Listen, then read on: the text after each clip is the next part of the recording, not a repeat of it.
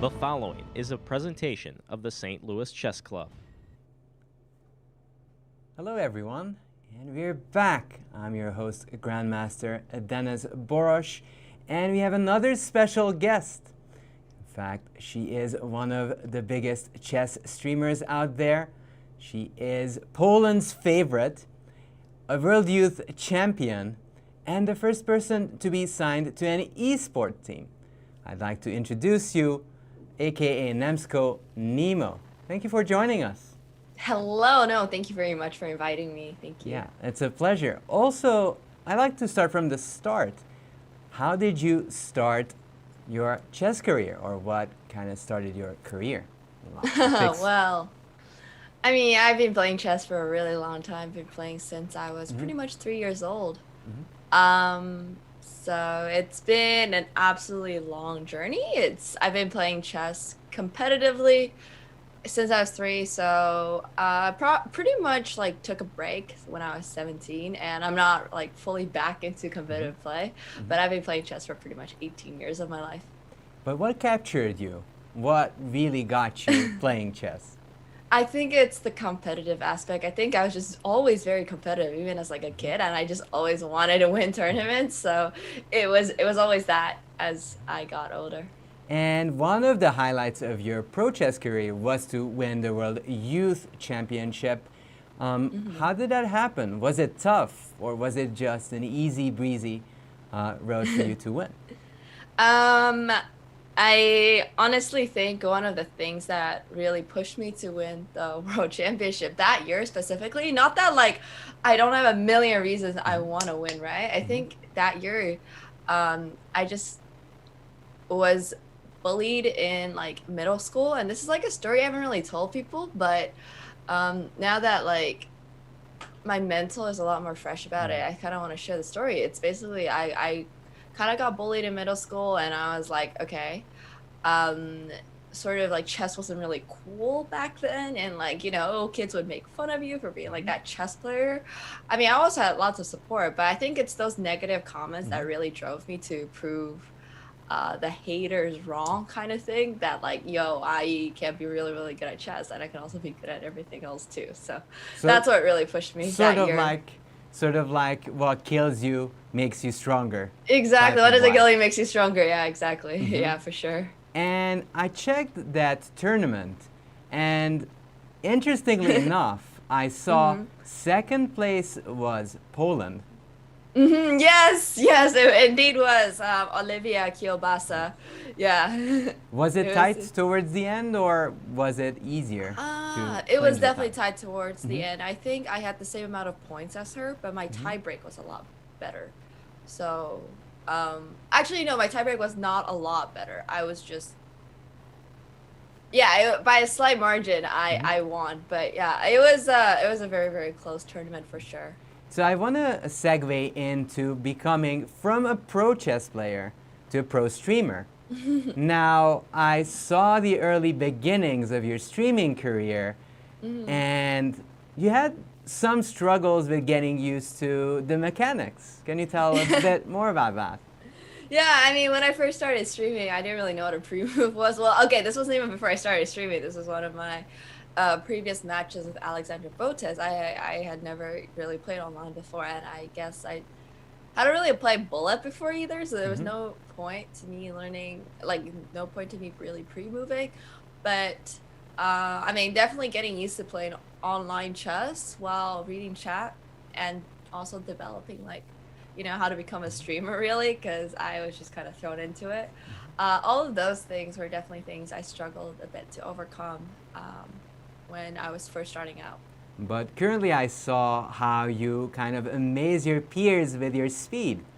I saw even a tweet of yours showing how fast you can play Bullet by now. So I could see you actually worked on it really hard. Improvement, yes. For sure. Yeah.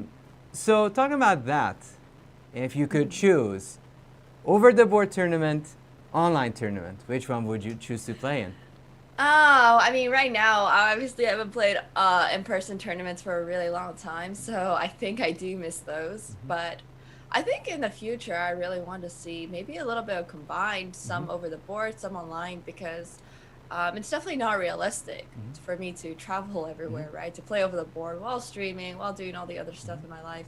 So I definitely think that could apply to a lot of other people as well. I mean, everybody has work or school or family or like things that they can't just and then go somewhere for 2 weeks for, right? Like, so I think online tournaments could be really beneficial to introducing chess to a much grander skill, because realistically, we're not held back by the like being forced to play over the board. We can play online. It's just that isn't really in place yet because chess is still so new to kind of the esports scene. Actually, what's very interesting, and actually might be a good news for you, they're introducing a hybrid format. I don't know if you have you heard of that. Yes. No, I haven't yet. Oh my god, I'm so excited. I haven't heard anything about like, yeah. So the hybrid format is basically you are playing in one place. So let's say you're playing in your own apartment and your friend is playing on the other side of your apartment. So you're playing online, but in the same place. And now it is officially introduced in FIDE tournaments. That's really cool, actually. So it's like a formal thing, but still, you know, you're playing online. That's really cool. That's actually kind of like how, I mean, esports, well, League of Legends and stuff worked before the pandemic. Like, you would be, I mean, obviously there's no over the board, but like you still go to the same place and you play, even though, you know, you could technically just be in your apartment, but it definitely gives an element of like competition and professionalism and like seriousness. A little bit like in the Pro Chess League. Like in the Pro Chess League, they tried to go for the esports play. Playing in one stadium, one big stadium, everyone together, and had the first hybrid match actually in some shape or form, because the players were staying in front of each other, playing each other with the computers. So not really interacting physically, not moving any pieces. That's really cool. That said, you were the first one to sign for an esports team. How did that came about? Well, I mean, I was very, very excited to sign to CLG, and it was really like kind of like a test for myself to see, hey, where is streaming going to take me, right? Because at that point, I think I only had my channel for a month, and CLG reached out, and I was like, oh my God, this is so exciting, because I've been following the esports scene for such a long time. I mean, I didn't sign on as a competitive chess player or pro chess player or, you know, anything like that. I actually signed on as a variety content creator. So I would say that it's a little bit different for me because, I mean, I don't know how the competitive or pro chess scene will look like with all the orgs involved, but for myself, it just, I think it gave me like a sense of credibility that, wow, I'm a content creator, you know, and that's enough excitement in itself. So I have a couple of questions from chat. They're asking, what is your favorite chess book and who is your favorite player? My favorite player is definitely Hou Yifan. I mean, pretty self-explanatory there. I think, you know, one of the best female players ever, just accomplished everything her life, went to like Oxford, is now like a professor in China. Like she is just everything. I mean, in terms of gameplay, I can't say I've actually looked closely at her games, but she's just a very inspiring person. But yeah. I can tell you your style is not far from hers. Okay, well, I am glad to hear that. I honestly haven't seen, well, she hasn't actually played a lot in recent years, so I think it can be forgiven that I haven't really been familiar with her games, but definitely, I remember meeting her when I was younger and just like instantly, you know, my coaches would be like, yo, Hou Yifan is like the girl, you know, you want to be like, so definitely can say she's had a lot of impact on my like just kind of motivation, I think. And in terms of chess book, I haven't really read many chess books like by myself. I think maybe it's better if I just say like some of the books that have had an like sort of an influence on me. One of my favorite authors is Jeremy Silman. He wrote a lot of good intro books to chess, like how to reassess your.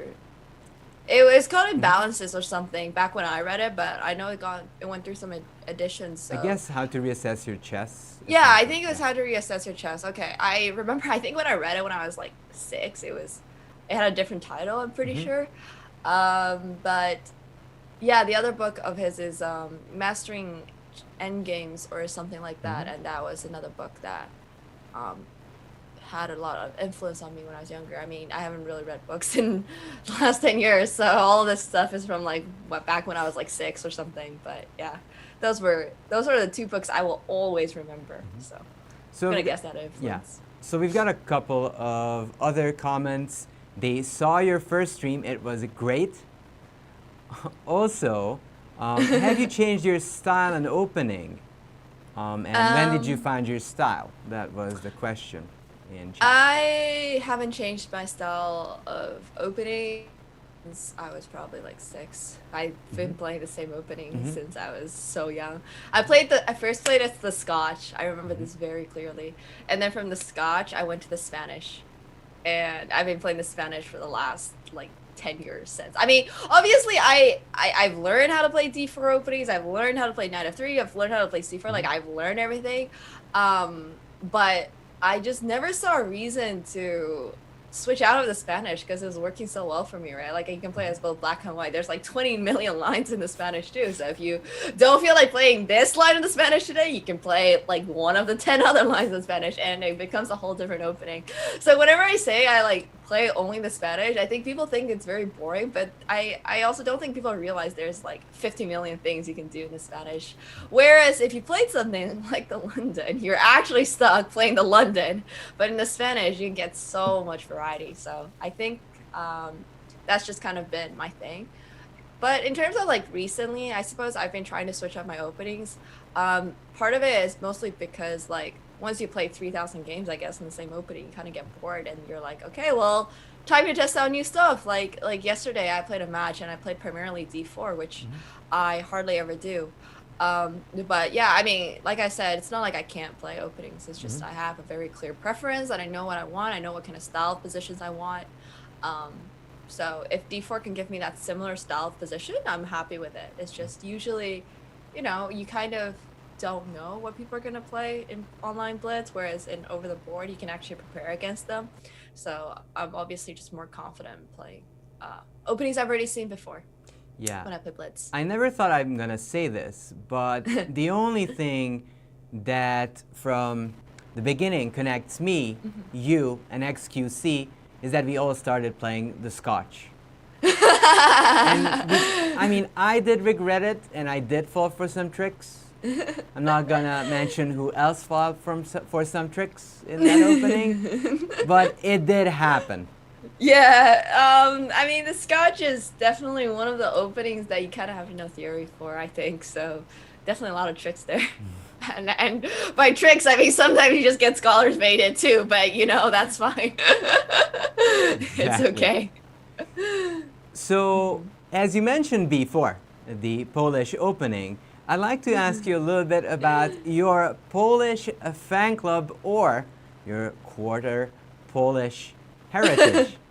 How that came about? This has been the most absolutely insane thing to happen to me in streaming.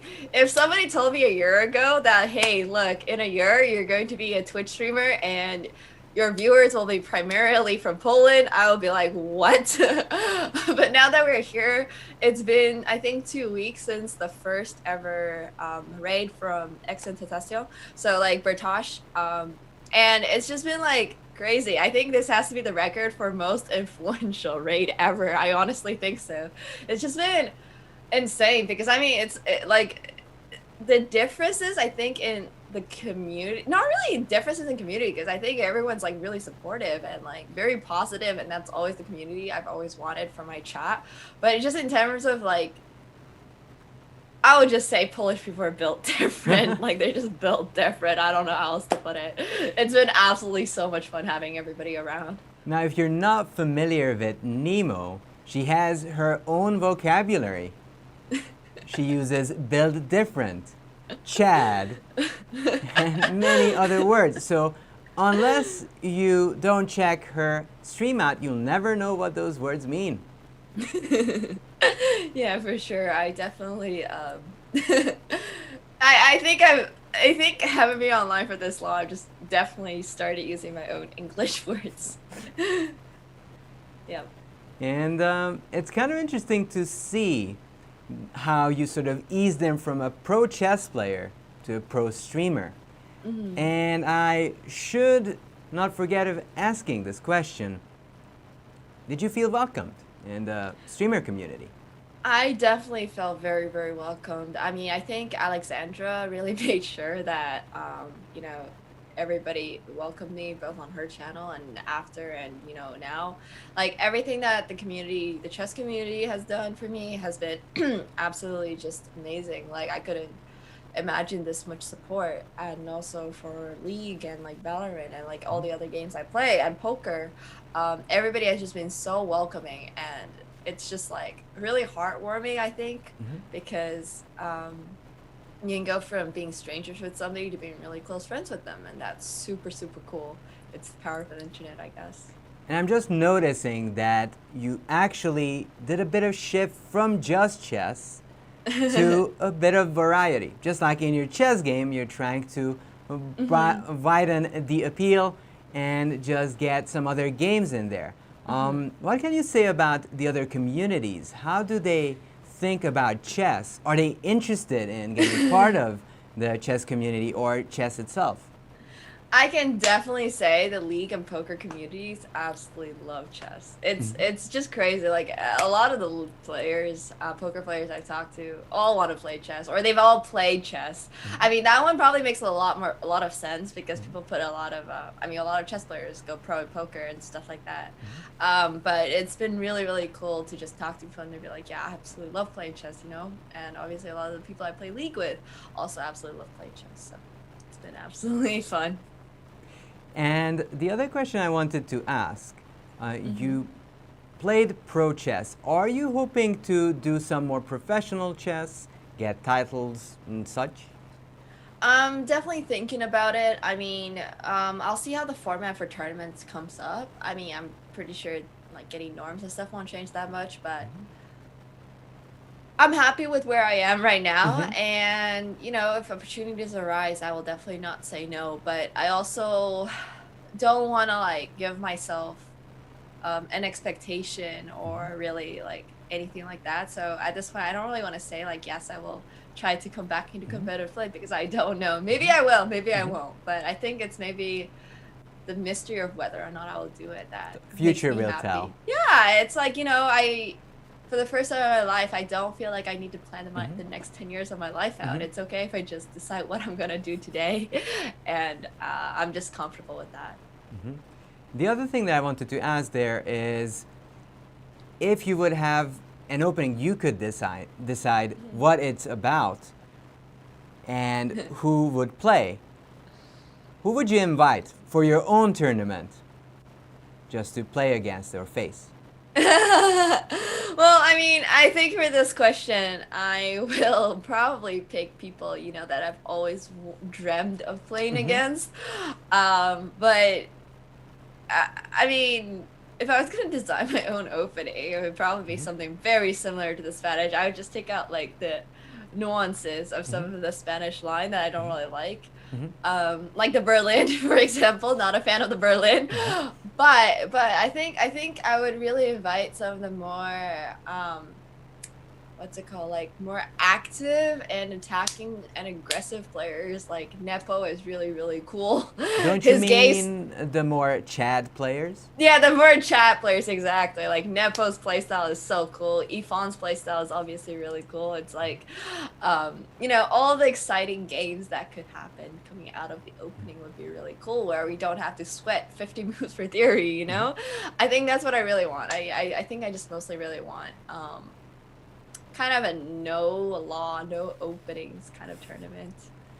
Yeah. So sort of a theme tournament as well, I guess. Yeah. That's how you would Yeah, a theme tournament where you're not allowed to play an opening. Yeah. I would love that. Yeah. or yeah, kind of like a no opening. Yeah, no opening tournament.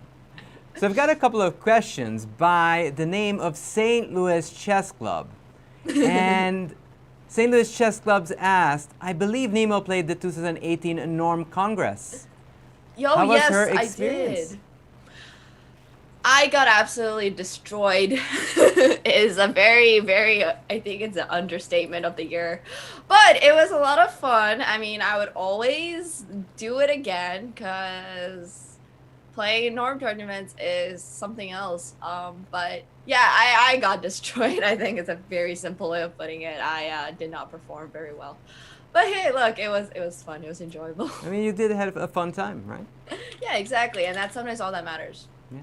I mean, chess is part the game plus the community around it. Exactly. Mm-hmm. So another question here: has Nemo played outside the U.S.? If so, what is the country to play chess in or tournaments in? So I represent Canada, but I think I played most of my tournaments, at least most of the major tournaments in Europe. You I came moved to around Canada. a lot, right? Yeah, I moved around a lot. I grew up in Finland, France. I grew up in France, Finland. So I played a lot in Europe. I mean, obviously because I was living there before I was like 11. Then when I came to Canada, obviously I started playing a lot more local tournaments. I honestly think I've only played 5 tournaments or so in the US. I've not played in the US at all. I definitely much prefer playing, I think, European Opens compared to North American Opens because the structure of just like the atmosphere of the tournament is quite a bit different, and that's just kind of where I grew up. I got used to. And actually, I guess you already have the fighting spirit of an American tournament. You're just as competitive and you want to win at all costs. So Yeah, for for you sure. playing in Europe is actually a gold mine. Mm-hmm. Definitely. I mean, European tournaments are very difficult to play, I think, because people are just very, very strong there. I mean, it's not like they're not strong in North America. It's difficult playing in both, but um, the tournament format is just quite different, and there's definitely advantages and disadvantages to playing in both, and it all comes down to preference, I think, for which one you would rather play in. And a little bit of a talk with the Tata Steel event right now that I want to ask you. So at the moment, there are not a single female player invited for the event. So if you had a choice, A, who would you pick as a wild card? B, what would you change? Like, how would you change the systems that we have more competitive female players, such as yourself? I definitely think that getting Ifan into the tournament gives the best possibility for like female representation at a chess tournament because she's obviously the strongest. But also in terms of like just female tournaments and stuff, this is something that I've been thinking about recently. It's just like, chess is one of the like people always ask why is chess like gendered, right? Because shouldn't people think the same? But I mean, it's not really about thinking the same. It's more about just the fact that being a girl while doing pretty much anything just kind of sucks sometimes because you get misogynist comments, you get people telling you that girls can't play chess, you get like literally it's just so dumb, and I'm just like I definitely hope that at some point society is going to, I mean, we're already moving on upwards trend, so I'm really happy about that. But at some point, we'll get to a point where all female players feel comfortable 100% of the time when they're playing any game. And it's not necessarily just chess. I think that's really important in order to foster a culture where women can support each other and, and guys can support women too, and women can support guys. Like, like literally, just if people supporting each other, it's such a foreign concept sometimes. Actually, I don't know why. Yeah. Let me just jump in for a second. Even in your own career, you were ahead of all the boys in your category, winning the Finnish championships back to back almost. Right? Yeah, for sure. I mean, when I was winning the Finnish national championships, I was the only girl playing, and I was, winning them. And, even that this is one of the things where people are saying, but guys are always better than girls at the end of the day, and that's not true. I'm still, compared to the people I was playing with at the same time, I am still the same or higher than most of them. And it's not right to compare the success of one woman to the success of 10 men. I just don't think that's fair. People aren't doing comparison correctly. That's not how statistics works.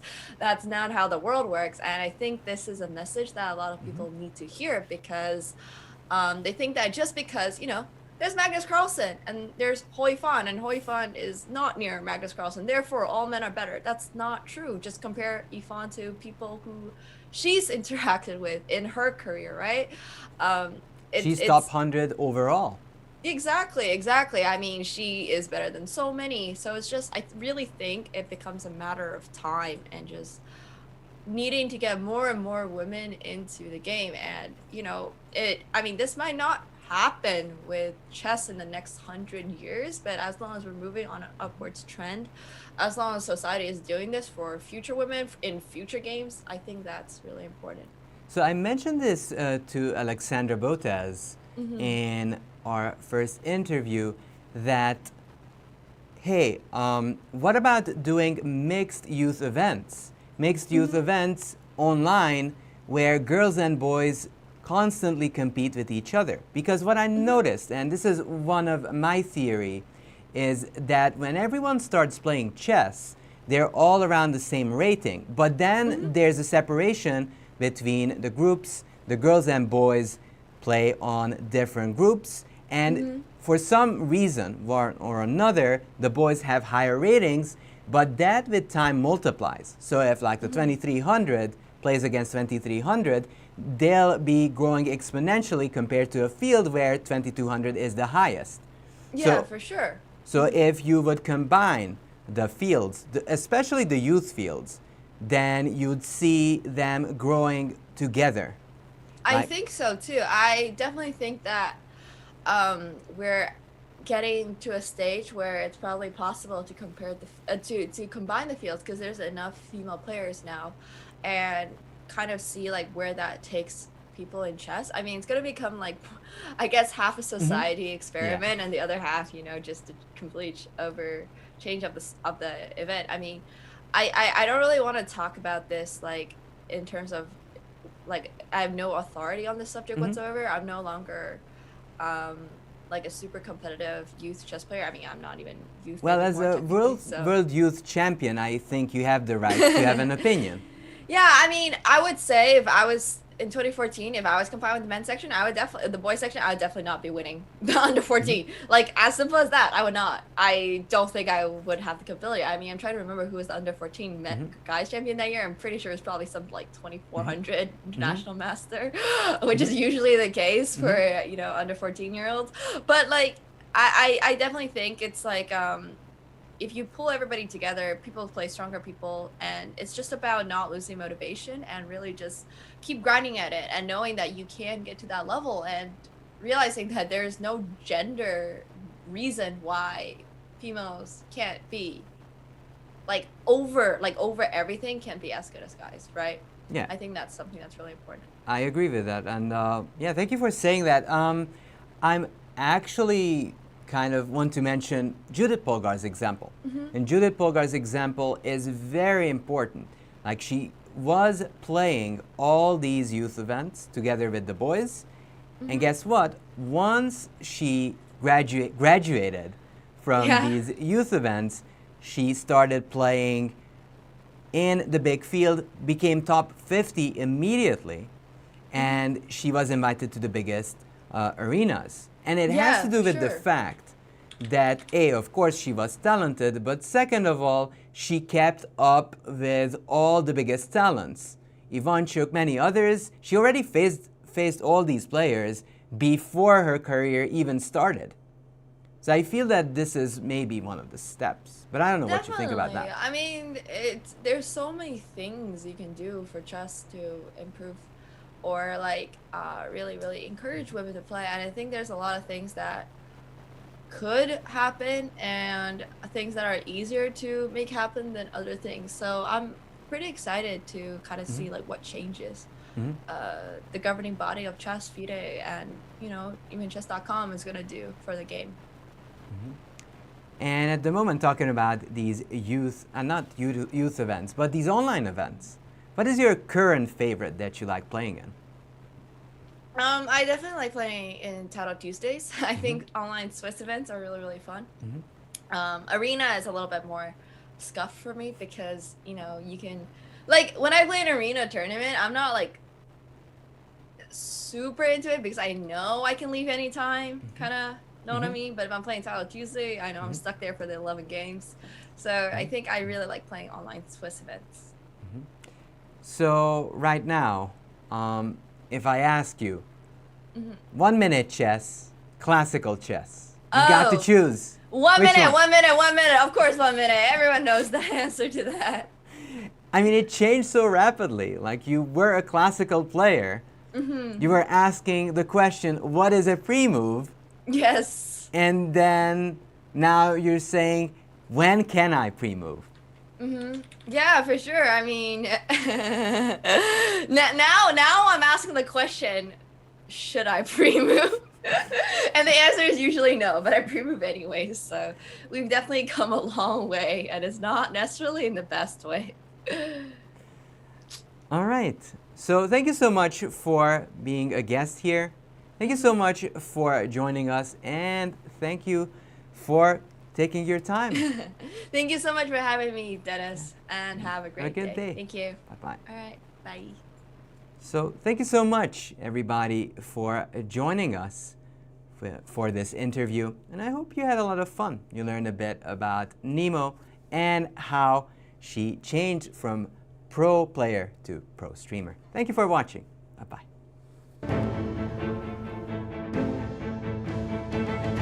This has been a presentation of the St. Louis Chess Club.